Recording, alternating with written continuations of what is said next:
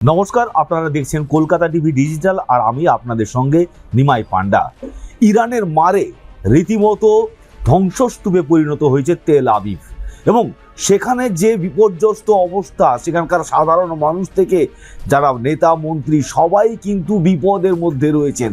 শুধু তাই নয়, সপ্তাহ বেশি এক সপ্তাহের বেশি সময় ধরে তাদের বাংকারে কাটাতে হচ্ছে।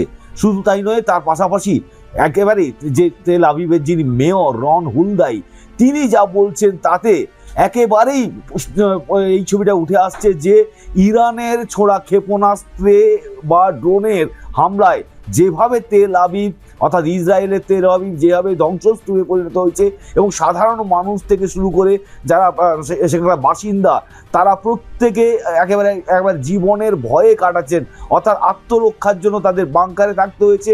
এবং তেল আবিবের মেয়র রন হুলদাই তিনি বলছেন যে বেরোতে গেলে বাঁচাটাই কঠিন হয়ে দাঁড়িয়েছে, আর বেরোতে গেলে বাড়ি থেকে বিশেষ করে বাংকার থেকে বেরোতে গেলে হেলমেট পরে বেরোতে হচ্ছে। এবার কি বলছেন রন হুলদাই, শুনুন এই ভিডিওতে।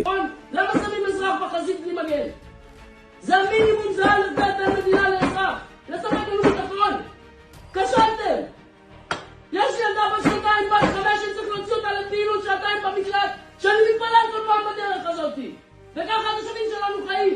מישהו מכם יודע מה זה ב0 שניות טיל? עם ילדים בבית, עם נכים, עם מוגבלים, עם קשישים.